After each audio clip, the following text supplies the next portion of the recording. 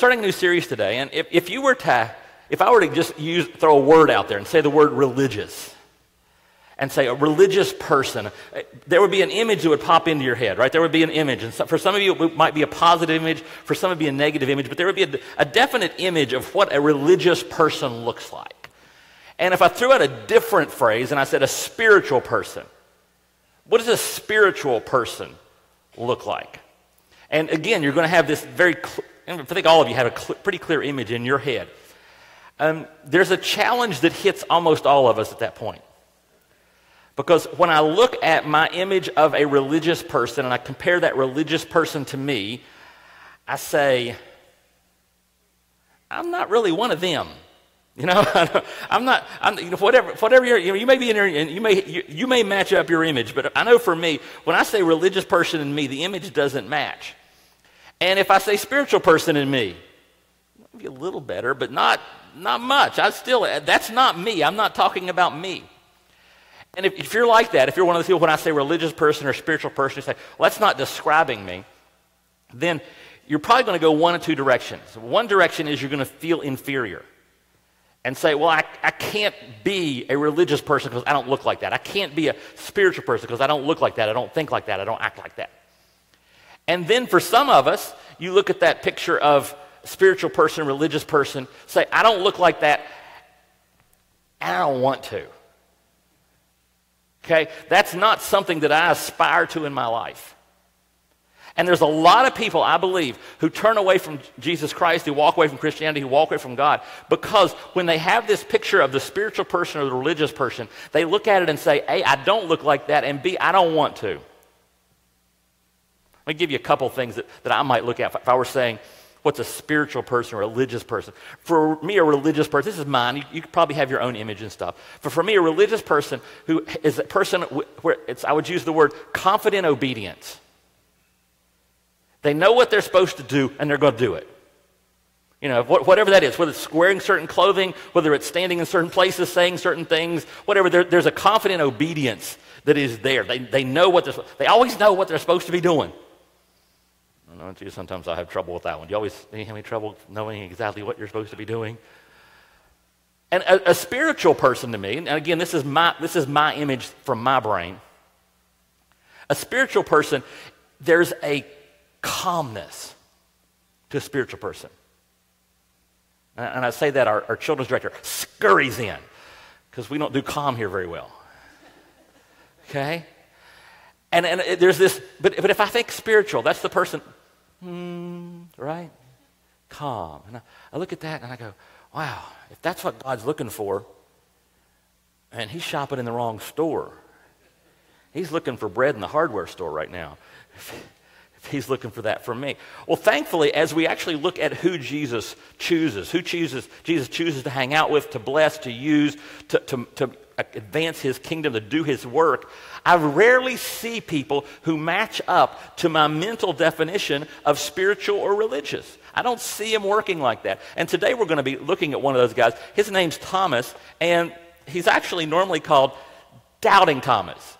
And so as we start our tattooed series, we're going to talk about somebody who doesn't match up to the image. And we're going to start in John chapter 20. If you want to quickly turn on to that part of your Bible or look up that code. We're going to start with the reason we call him Doubting Thomas, and then we're going to work through his entire life. Congratulations. We're going to go to every time this guy's mentioned in the Bible in a significant way. So get your seatbelt fastened. We're ready to go, okay? Now, John 20, verses 24 and 25. Now, this is just after the crucifixion. Jesus has been crucified. He's risen from the dead. He's come and showed up to the main disciples. He appeared in a room where they were. There was a locked door. Jesus just shows up. They see him. They go, woohoo! It says, though, in verse 24 of John 20, one of the 12 disciples, Thomas, nicknamed the twin. And when they say nicknamed the twin, what they mean is people called him the twin. We don't really know why. Thomas was not with the others when Jesus came. They told him, we have seen the Lord. But he replied, I won't believe it unless I see the nail wounds in his hands, put my fingers into them, and place my hands into the wounds in his side. Does that sound very religious to you? Does that sound like the person who always knows what God's up to and always doing exactly? Does that sound like the person with the peaceful God? He sounds pretty ticked off, doesn't he? This is not somebody who's like, oh, okay. Well, this is obviously the Lord's will, and we will move forward with him. Peace be upon you. That's not this dude. That is so not this dude. And we're going to see. We're not going to read any more of this. I'm going to put this. I'll put a pin in this one and come back to it. So we've got Thomas standing before all the other followers who are saying, "We've seen the risen Christ," and he's saying, "You've seen the risen mushroom. You've taken something, because I've been around crucifixion. I have been around people who died, and you don't get crucified and get better." So, he's given the classic. I hope that makes you happy, and I fully endorse your ability to believe that. But that's not for me. Isn't that what he said? I'm not buying it. What I want to do is we're going to come back to this one. What I want to do is run the other times that Thomas shows up in the Bible, and I want to look at those, and we're going to build a case. And we're going to look at, as opposed to our picture of religious and spiritual, I want to look at the people God actually grabs and how he grabs Thomas. And Thomas shows up. Okay, I said every time, just so you can relax slightly. He's in the Gospel of John 3 times. This is one of them. There's 2 more. It's not going to take all week. Okay, so just relax. He doesn't show up like in every chapter as a major story. He's a huge, important person in the story, but he's not there that often. And one of the times he shows up is in John 14. And in John 14 is like just the week before this. The Gospel of John, if you don't know, if you're reading the Gospel of John, it's like stuff. Crucifixion week and crucifixion is like the majority of the book. I mean, it's all about that. So John 14, Jesus is already in Jerusalem. He's ready, getting lined up for crucifixion. Nobody knows it but him. And he's having this teaching session with his closest followers. They've like rented a room, and they're up there, and they're doing a teaching session. And Jesus, as he's apt to do, and as the Gospel of John always frequently shows it, he's teaching over everybody. They're just not understanding what exactly he's saying. And it starts out really famous. You guys have probably, if you've been around church people, you've heard this thing. This is where Jesus says, "In my Father's house are many rooms, and I go to prepare a place for you so you can be with me." We always, isn't that special? Sweet stuff, and it kind of is. But the thing is, the next thing he says is, "And you know where I'm going, and you know how to get there. You know where I'm going, so you can get where I'm going." And they're all sitting there. At that point, all the disciples do the head thing. Huh? And Thomas is the one who's got the courage to go, "Jesus, just one little point." Thomas said to him, "Lord, we don't know where you're going, so how can we know the way?" It's kind of like, if you ran into somebody here at church and you decide you're going to do lunch. Okay? Yeah, and as they're all saying, "Yeah, we'll see you there," and they walk away. We missed an important part of the process, didn't we? Because exactly where are we going? I mean, if you lived in the South Springs area when I got here 13 years ago, it was easier. You could guess one of the 3 places and you were there. Okay? But now it's a challenge if somebody says, "Let's have lunch." And that's sort of Jesus saying, "You know where I'm going?" And they're going, "Not really." And Thomas is willing. He just raised his hand and said, "Jesus, I know you just said I know where you're going. I know you said that, and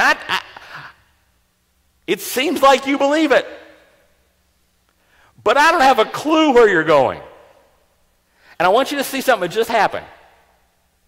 For our religious person and our spiritual person, Jesus said something that they didn't understand, and Thomas raises his hands and asks a hard question. And I want you to get this, because a lot of times religious people don't like this. But God's okay with curiosity and difficult questions. If you had one of those parents who, when you ask them a tough question, especially about faith, they said, "Well, God knows," or, "We can ask the religious leader," or just accept it. Just take it. Just accept it by faith. It's just the way it is. Can I tell you something? That's not biblical. In the Bible, people frequently ask very difficult questions and are basically never punished for asking hard questions. If you go to the book of Psalms, which is like the song book, and it's like in the very middle of the Bible, you go to the very middle of the Bible, there's a song book in there. And songs are oftentimes very emotional, they ask hard questions. And the book of Psalms, can I read you some of the verses in the book of Psalms? It says, this is Psalm 2:1. Why do the nations conspire and the peoples plot in vain? Why are people so stupid? Why do they keep plotting against God? Why do they do dumb things? Why do they do evil things? Is that an easy question? I don't think so. What is mankind? What are humans that you are mindful of them? Talking to God. Human beings that you care for them. God, if I look out over this whole vast universe, and then I look down at us, these little peas that are wandering around this insignificant planet in this insignificant corner of one of billions of galaxies, why do you care about people? Easy question? No. Oh, it gets better. Why, O Lord, do you stand far away? Why do you hide yourself in times of trouble? Anybody ever wanted to ask that question? Have you been afraid to ask God that question? Did you know it's okay to ask God that question? Did you know, as a matter of fact, Jesus quotes the next one we're going to read when he had that question. Jesus said, and the psalmist said, my God, why have you abandoned me? Why are you so far from my deliverance and from my words of groaning? That's a pretty hard question. Want another one? I like this one better. God, why do you hold back your strong right hand? Unleash your powerful fist and destroy them. God, they need zapping. Why are you not zapping them? They are in full zap me mode. Would you cut it loose and zap them? No, I know no one here, because you guys are all spiritual and religious, have ever thought that. Right? But the Bible is full of questions like that. It is okay to ask hard questions. So when Thomas, at the very end of the story, as we just saw, when he shows up and says, I'm not going to believe until I see the prints in his hands and arms, and I'll see the wounds in his side and his feet, I'm not believing. That's not something that gets God ticked off if you ask him a hard question. Okay? Let's go to the other time he's in there. This one takes a little bit more. This one's back before Jesus comes to Jerusalem to be crucified. This is sort of in the middle of his ministry. And Jesus has these three people that he likes to hang out with. There's Mary, Martha, and Lazarus. You may have heard of them. Jesus, if he's anywhere near Jerusalem, he stays at their place. That's like his resort, his place. Everybody's house that you're just comfortable in, it's not yours, but you can go there and you know where the glasses are? And you'll actually walk over and get a glass and go to the fridge and get something out of the refrigerator. Like my parent, I'll do that at my parents' house. If you get something, my parents are like, "What are you asking me for? The glasses are there, right?" And you've got friends like that. And so Lazarus and Mary and Martha are those kind of friends. Now we're actually going to talk about them in 2 weeks. Jessica Kelly and I are going to team teach that one on those three people. But they're like Jesus' best friends. And Jesus is somewhere else, probably in Galilee. He's a good ways off, a few days trip off. And word comes that Lazarus is really, really sick. And in that culture, really, really sick means probably gonna die. And Jesus doesn't do anything. He just chills. Now the disciples are thinking, here's what they're thinking probably. That's a good decision, not going to help Lazarus. I know you can heal people, Jesus, but the last time we were in Jerusalem, and Bethany, they lived right outside of Jerusalem. They were in a little suburb of Jerusalem. They said, the last time we went to Jerusalem, they tried to stone you to death, and you had to actually perform a miracle to get away from them. So that not going to near Jerusalem to heal Lazarus, I understand it's going to be hard on you, but I think it's a good call. That's what the disciples are thinking. That's what his followers, that's their belief. And then suddenly, out of the blue, a few days later, Jesus goes, let's go get Lazarus. And again, Thomas is the one who steps up and says, actually, he goes over and talks to the disciples. Guys, what should we do? Because we're walking into a trap. And Thomas, he's still called the twin, said to his fellow disciples, let's go too and die with Jesus. Let me tell you what's wrong with that statement. There's a, there's a, there's a few things, but my favorite thing is wrong with that statement he just said. There's a story in the New Testament where Jesus is with his disciples and they're out on the Sea of Galilee. And Jesus is doing one of the holiest things that any person can do. Jesus is taking a nap. May the Lord be praised. I will be attempting to emulate the life of my Savior this afternoon. Okay. Now, he's asleep in the bottom of the boat, and a huge storm comes up. And it gets really bad, and the disciples get scared, and they come down, and they tell Jesus, they wake him up, which is a very unholy thing to do. And we can tell by Jesus, because Jesus is ticked. Jesus is ticked about this. They wake him up, and they say, we're going to drown.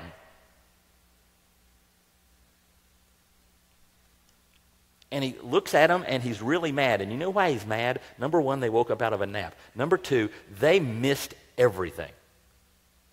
What's the most important thing that's going to happen in history? God's going to send his son to redeem creation by dying on a cross, right? Who's the son? Jesus. Is Jesus on a cross right now? No, he's in the bottom of a boat. What's the safest place on earth right at that instant? In the boat with Jesus. Because Jesus has a plan from God the Father that will lead him to the cross, and there ain't nothing anybody can do that will stop God's plan from being fulfilled. So it may have not felt very... Some of you guys will like this. This is not part of this sermon, but you'll like it anyway. The safest place to be is in a storm with Jesus. And Thomas missed that point. Thomas is not getting the whole concept that he's with the Son of God and there ain't nothing anybody's going to do to harm the Son of God until the Son of God chooses the time for it to happen. So Thomas has this incredibly incomplete, messed up faith. And you know what? God's okay with imperfect faith. Sometimes we have this idea that when you come to Christ, when you get your Christianity right, or maybe not just immediately, but there'll be this switch that gets thrown somewhere along the way. That if you start following Christ, there will come a point that this switch will be flicked, and suddenly you'll get it. And you'll have this grown-up faith. And it's like there's regular people faith, and then there's spiritual religious people faith.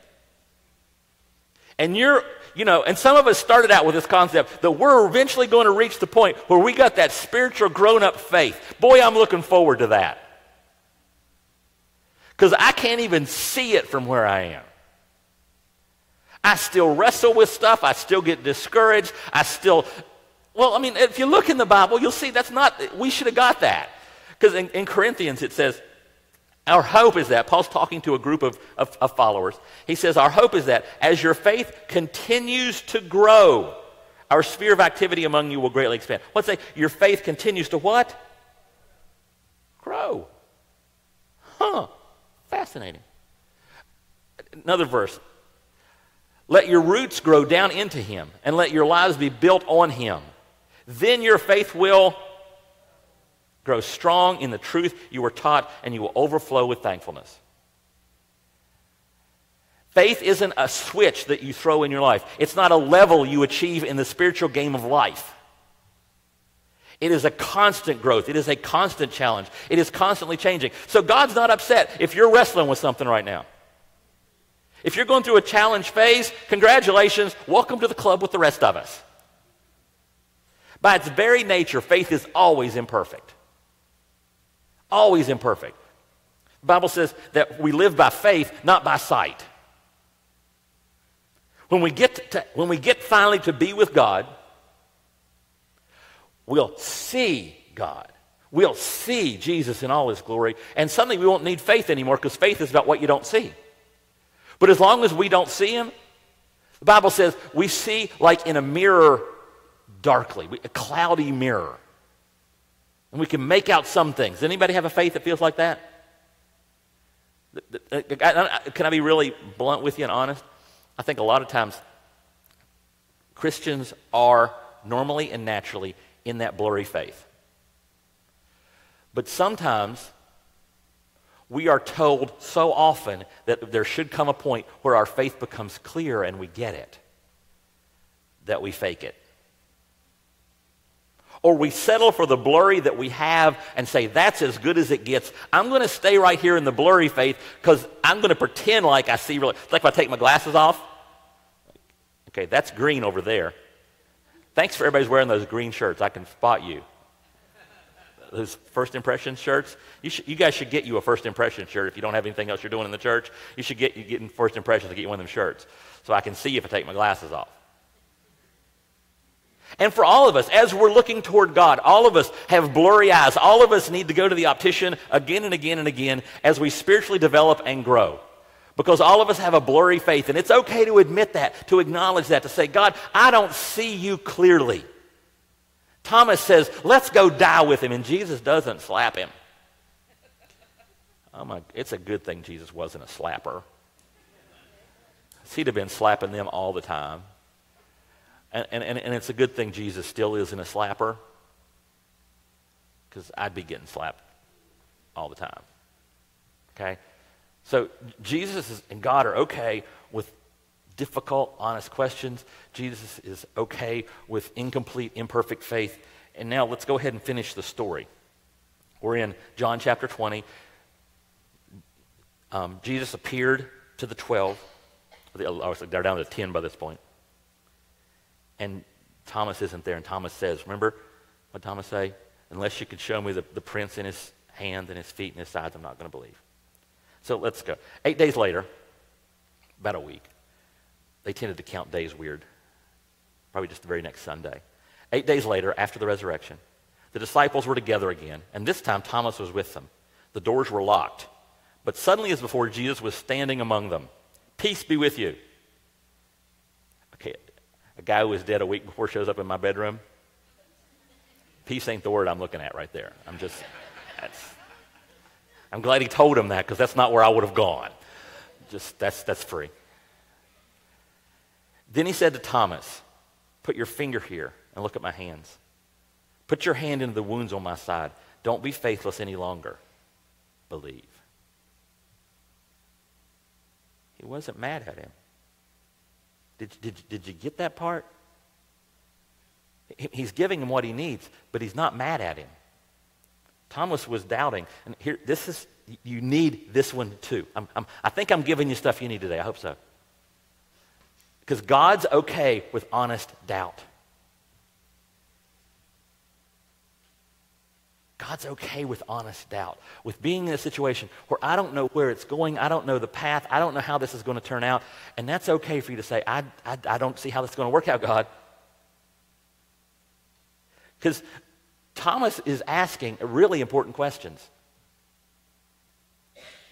And he is saying something very clear and very important for us to recognize. He's saying, I watched Jesus be crucified.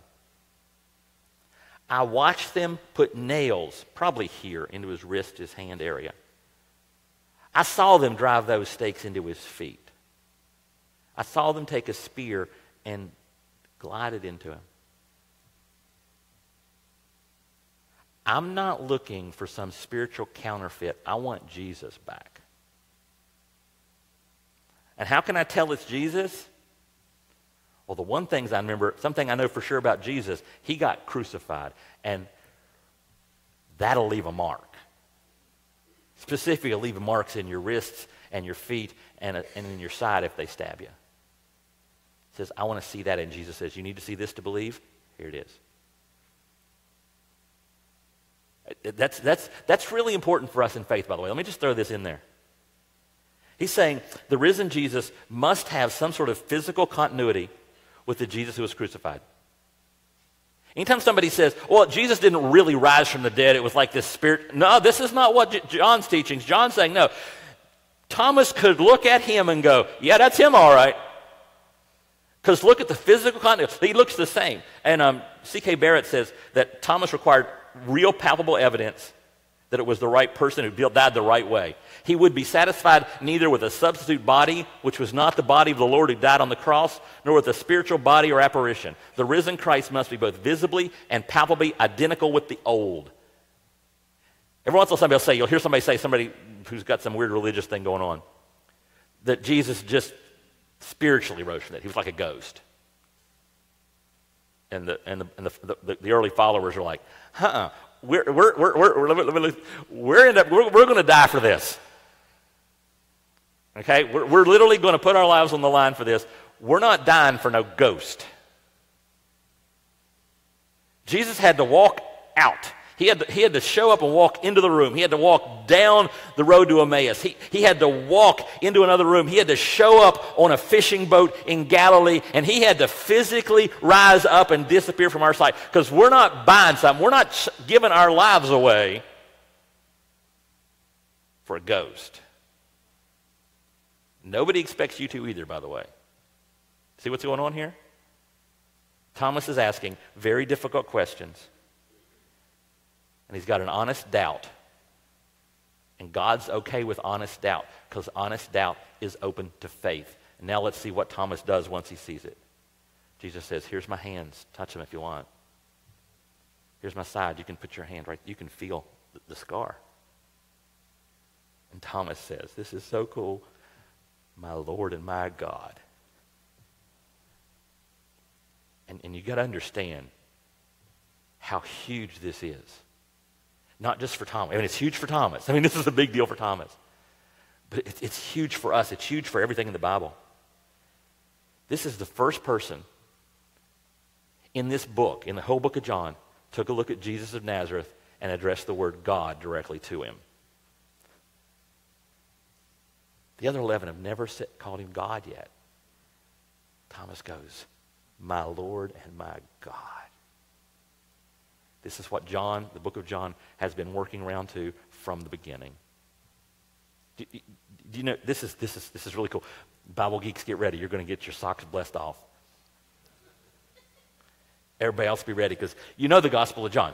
If you know Christianity, you know the Gospel of John. Gospel of John is the fourth of the books written about Jesus. Okay, it's the fourth one written, and John is very strategic and intentional in what he does. And he starts at let's go through the beginning. A lot of you already know the beginning. If you don't know the beginning, that's okay. I'm going to tell you how the book of John starts. It starts with that really famous word, right? In the beginning was the Word, and the Word was with God, and the Word was God. And then you move down to verse 14, as we like to do, and says the Word became flesh and dwelt among us. Now we already know who that is. We're talking about Jesus, but we're not there yet. It said, we observed his glory, the glory as of the one and only Son from the Father, full of grace and truth. And then it has the weird verse. It says, no one has ever seen God, but the one and only Son, who is himself God and is at the Father's side, he has revealed him. And the book of John starts out by saying, okay, I believe that Jesus is the Son of God.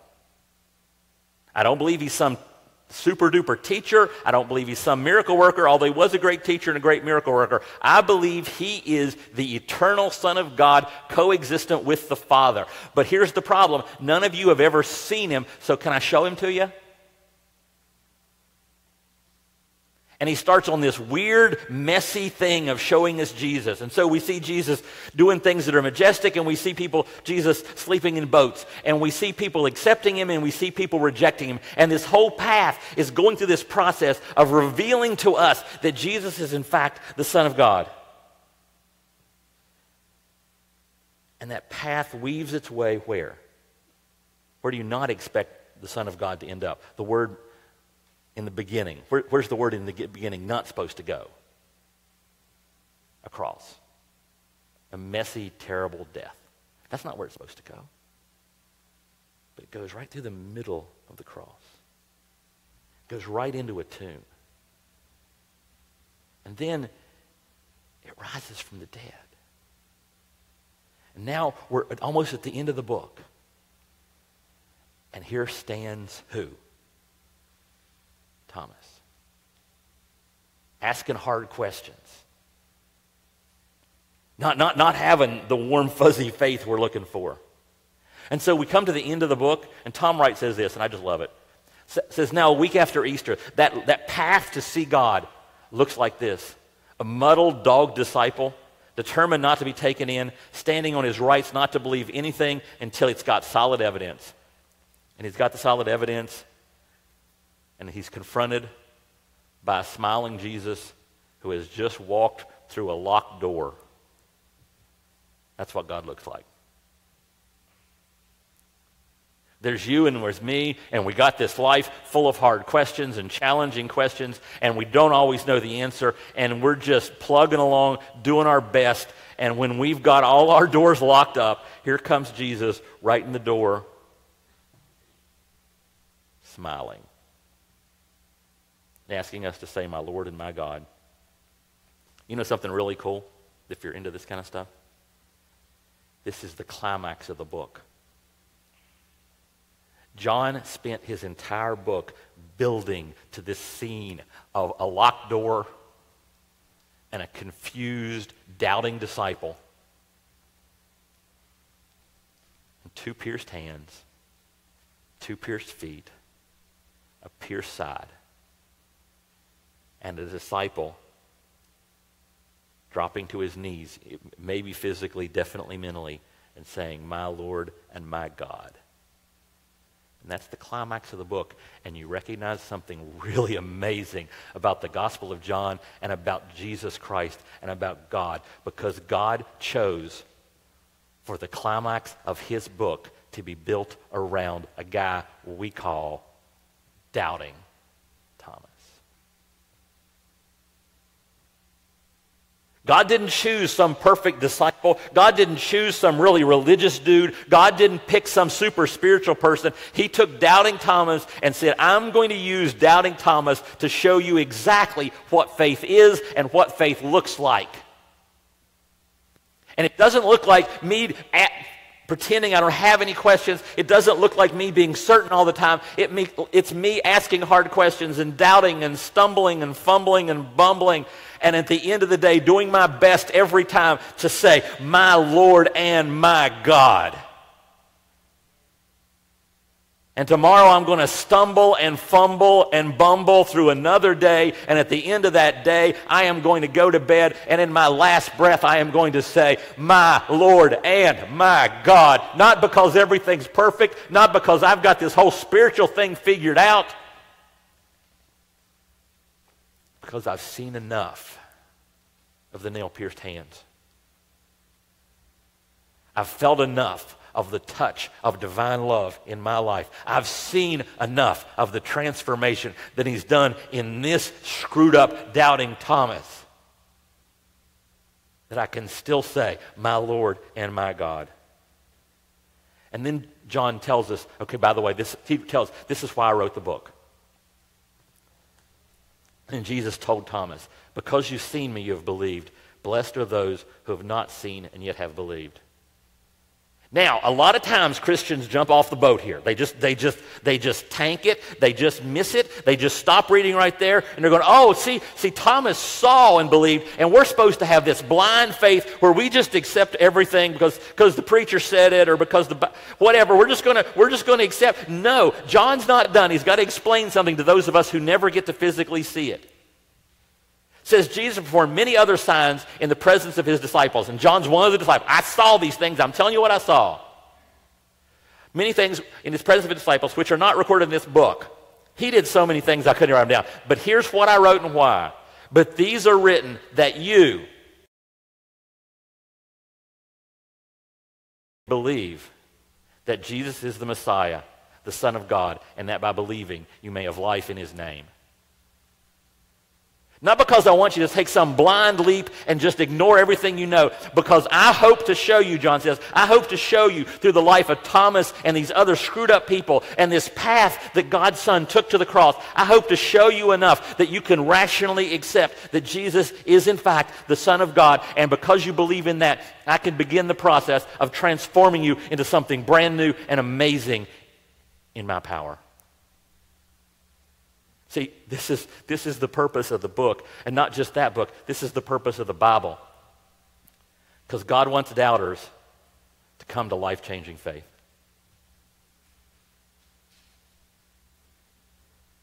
God wants those of us who ask the hard questions. God wants those of us who are stubborn and stupid.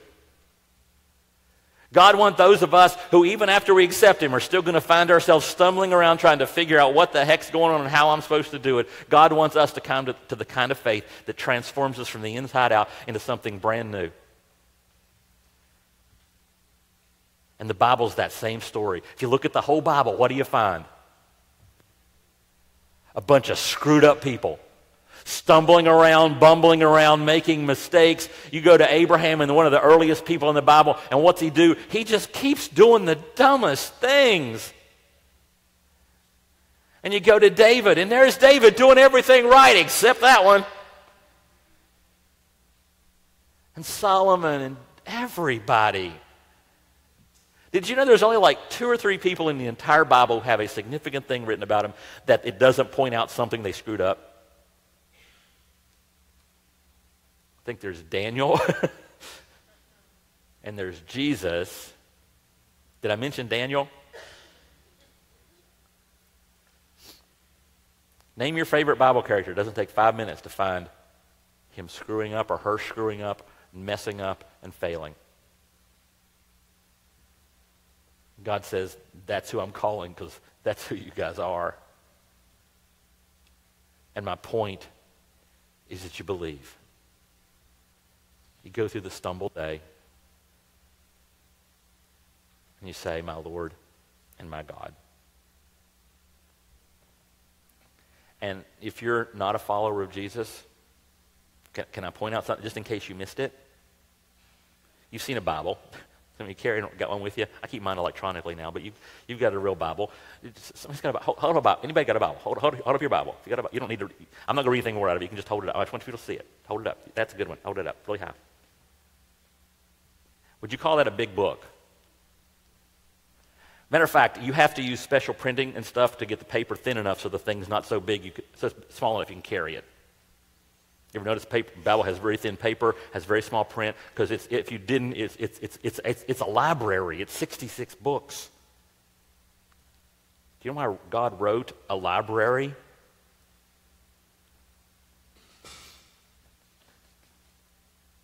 So that you would believe that Jesus is the Christ. And so that by believing, you could have life in his name. If you're not a Christian, not a follower of Christ, God didn't send you. I've heard people call the Bible God's love note. It's not a note. A note you fold up and stick in your pocket. This is a library. This is volume after volume after volume of God saying, I am talking to you because I love you, because I want you to have faith in me and new life through me. And if you'd like to talk to somebody about how to do that, we boil the thing down, we make it as simple as possible, and we package it up in a blue bag. And we keep the blue bag stacked back there on the table. And if you'd like to talk to somebody, how about having a relationship with a God who's not looking for perfect people or religious people or spiritual people, who's looking instead for doubting people and screwed up people and insolent people and people who really, really, really need God.